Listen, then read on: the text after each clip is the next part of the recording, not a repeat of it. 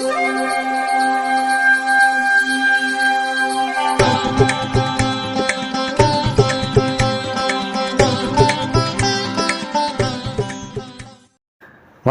வசந்த காலம் YouTube channel வாயிலாக ஜோதிடர் சண்முகப்பிரியன் சென்னை அடையாறிலிருந்து மாதாந்திர ராசி பலன் பார்த்துட்ருக்கோம். இதில் இந்த சோபக்கிருது ஆண்டு வரக்கூடிய தை மாதத்திற்கான பலன், அதில் ரிஷப ராசிக்காரர்களுக்கு இந்த தை மாதம் எப்படி இருக்குங்கிறத பார்க்க போகிறோம்.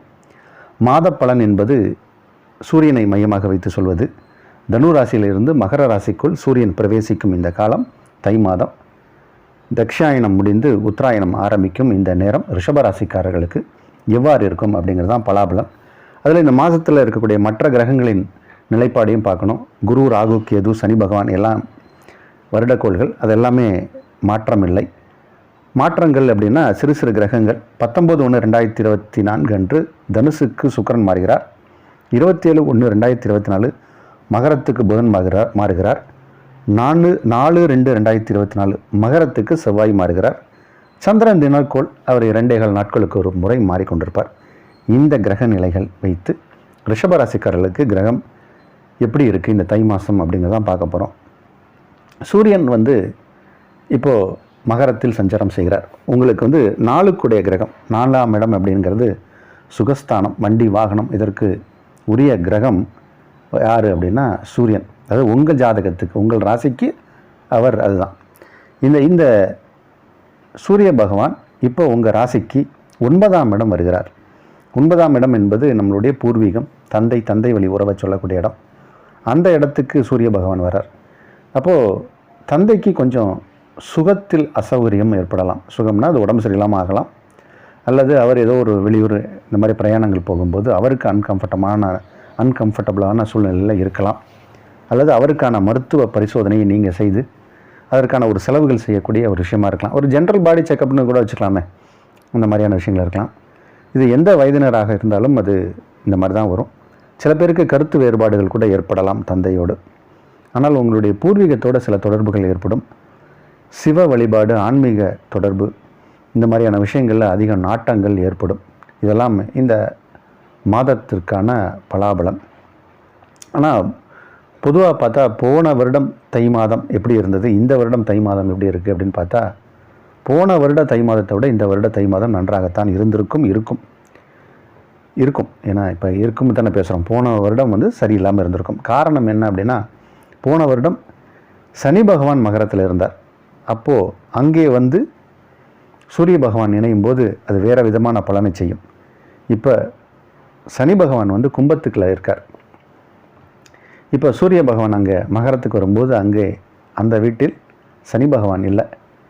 ஆனால் இப்போது ஒரு 6 மாதமாக இல்லை 4 மாதமாக செவ்வாய் சூரியன் இணைவு தான் வந்துகிட்டே இருக்குது.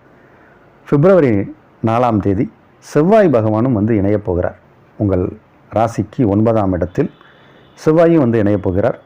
அதே மாதிரி புதனுடைய மாற்றமும் இருக்குது. புதன் 2க்கு 5 அவர்னால் கல்வி முன்னேற்றம் ஏற்படும்.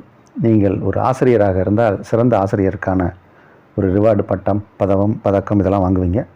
நீங்கள் மாணவராக இருந்தால் நல்ல படிக்கக்கூடிய சூழ்நிலை ஏற்படும். படிக்கக்கூடிய சூழ்நிலையில் இருந்தால் தான் படிக்க முடியும். சூழல் சரியில்லைன்னா படிக்க முடியாது. இப்போ நல்லா படித்து மார்க் வாங்கக்கூடிய சூழ்நிலை தான் இருக்குது.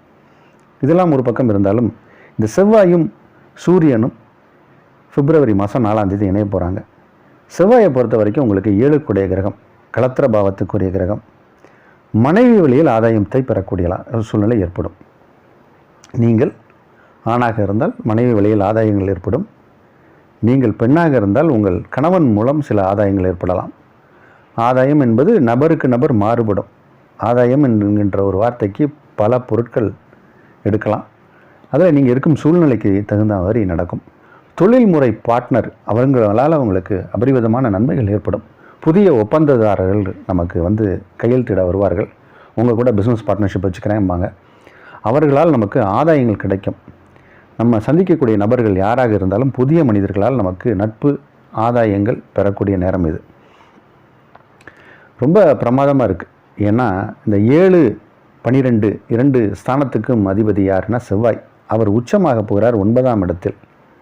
அப்போ முருகன் அருள் கிடைக்குதுன்னு அர்த்தம். முருகன் யார்? முருகனை வணங்கினால் நிலம், புலன்கள், வீடு, வாசல்லாம் கிடைக்கும். அப்போ அதெல்லாம் இப்போ கிடைக்க போகுது. இப்போ நீங்கள் முருகனுக்காக விரதம் இருந்தால் அது சித்தியாகும். தைப்பூசம் வரப்போகுது. இந்த தைப்பூசத்தில் முருகனுக்காக விரதம் இருங்க. நீங்கள் நினச்ச காரியங்கள் எல்லாமே நல்லபடியாக நடக்கும். வள்ளலார் அருட்பெருஞ்சோதி தனிப்பெரும் கருணைன்னு சொன்ன வள்ளலார், வடலூர் வள்ளலாரை நினைங்க. இந்த மாதம் உங்களுக்கு ரொம்ப சிறப்பாக இருக்கும். இடம், பூமி, வண்டி, வாகனங்கள் யோகம் ஏற்படும். திருமணம் ஆகாதவர்களுக்கு திருமணம் கைகூடும். இந்த தையில் தான் அமாவாசை வரும். இந்த அமாவாசை ரொம்ப விசேஷமான அமாவாசை. உங்கள் முன்னோர்களை நினைத்து வழிபடும் போது இதுவரைக்கும் நமக்கு என்னென்னலாம் பிரச்சனை இருக்குது, பிரச்சனை இருந்தது. ஒவ்வொருத்தருக்கு ஒவ்வொரு விதமான பிரச்சனை. சில பேருக்கு குடும்ப உறவினர்களால் பிரச்சனை, சில பேருக்கு தொழில் போட்டியாளர்களால் பிரச்சனை, வேலை செய்கிறவங்களுக்கு வேலை செய்யக்கூடிய சக ஊழியர்களால் பிரச்சனை. இந்த மாதிரி ஒவ்வொருத்தருக்கு ஒவ்வொரு விதமான பிரச்சனை. சுய தொழில் செய்வாங்க, தொழிலில் ஒரு முன்னேற்றம் இருக்காது, அது பிரச்சனை. ஒரு இடம் வாங்கினா அங்கே விவசாயம் பண்ண முடியாது, கல்லும் பாறைகளுமாக இருக்கும். இந்த மாதிரி நம்ம ஆழம் தெரியாமல் காலை விட்டுருவோம். விட்டதுக்கப்புறம் தான் தெரியும் அதோடைய நிலைமை என்னன்னு. அந்த மாதிரி இருக்கிறவர்களுக்கெல்லாம் இப்போது மாற்றம் ஏற்படக்கூடிய மாதம் இது. தை மாதம் விசேஷமான நற்பலன்லாம் நடக்க போகுது. ரிஷபராசிக்காரர்களுக்கு மிக யோகத்தையும் பெரிய அளவில் முன்னேற்றத்தையும் காட்டக்கூடிய மாதம் இது. நல்ல மாதம்.